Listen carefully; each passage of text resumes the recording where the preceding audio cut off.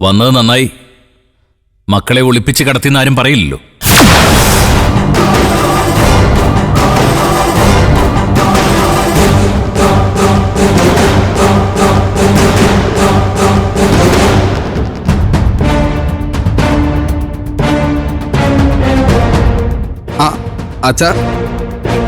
അച്ഛനെ പോന്നു. ഇതെന്താ അച്ഛൻ ചീരുവിനെയും അനുവിനെയൊക്കെ കൂട്ടിയിട്ട് വന്നത്?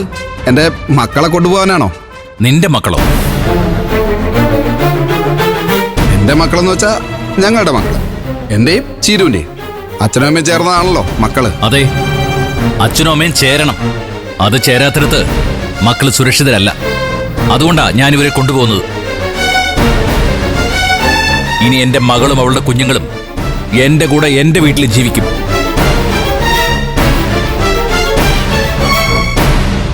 അയ്യോ അച്ഛാ, ഇങ്ങനെയൊക്കെ പറയാൻ മാത്രം ഇവിടെ എന്താ ഉണ്ടായത്? നിങ്ങൾ വലിയ കോലോത്തെ ഉരുപ്പടിയാണെന്നൊക്കെ പറഞ്ഞ് ഞങ്ങൾക്ക് കുറച്ച് സ്വർണം തന്നു. അതിന്റെ പേരിൽ എനിക്ക് വലിയ നാണക്കേട് ഉണ്ടായപ്പോ ഞാൻ എന്റെ ഭാര്യയായിട്ടൊന്ന് ഉടക്കി. അതിന് ഇത്ര വലിയ കോപ്പുകൂട്ടിലൊക്കെ വേണോ അച്ഛാ? മതി, നിർത്ത്. ദേ, എന്റെ മുന്നിൽ നീ ഇനി കൂടുതൽ അഭിനയിക്കണ്ട. എല്ലാം അറിഞ്ഞിട്ട് തന്നെ ഞാൻ വന്നിരിക്കുന്നത്.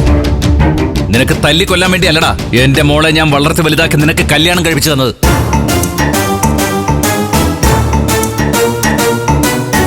ഒരിക്കൽ വെന്തു മരിച്ച നിന്റെ ആദ്യ ഭാര്യയുടെ അനുഭവം എന്റെ മകൾക്കുണ്ടാവാൻ ഞാൻ അനുവദിക്കില്ല. മാറി നിൽക്കടാ അങ്ങോട്ട്. അങ്ങനെ അങ്ങ് മാറി നിൽക്കാൻ പറ്റില്ലല്ലോ അച്ഛാ. ഞാനും 2 പെമ്മക്കളുടെ അച്ഛനല്ലേ. മൂന്നാമതൊരു ആൺകുഞ്ഞ് എനിക്ക് ജനിക്കാനും പോകുന്നുണ്ട്. സ്വന്തം മകൾക്ക് വേണ്ടി അച്ഛൻ വാദിക്കുമ്പോ എന്റെ മക്കൾക്ക് വേണ്ടി ഞാൻ വാദിക്കണ്ടേ? വിനയ, വേണ്ട. നീ ഞങ്ങളെ തടയാൻ ശ്രമിച്ച ഞങ്ങൾക്ക് പോലീസിന്റെ സഹായം തേടേണ്ടി വരും. നീ ഇതുവരെ ചീരുവിനോട് കാണിച്ച ക്രൂരതകള് ഇവള് പോലീസിനോട് പറഞ്ഞാലുണ്ടല്ലോ, നീ പിന്നെ ജയിലില. ജയിലെനിക്ക് പുത്തരിയൊന്നും അല്ലാനോ. ഞാൻ പണ്ടും കിടന്നിട്ടുള്ളതാ ജയിലിൽ. വേണമെങ്കിൽ 1 or 2 പേരെ കൊന്നിട്ട് ജയിലിൽ പോയി കിടക്കാനും എനിക്ക് മടിയൊന്നുമില്ല.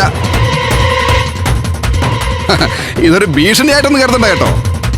അള മുട്ടിയ ചേരയും കടിക്കും എന്നൊരു മുന്നറിയിപ്പ് മാത്രം, അത്രേ ഉള്ളൂ. എടാ വിനയ, നിന്റെ മുന്നറിയിപ്പും ഭീഷണിയൊക്കെ ഒരുപാട് കണ്ടിട്ടുള്ളവരാ ഇവര്.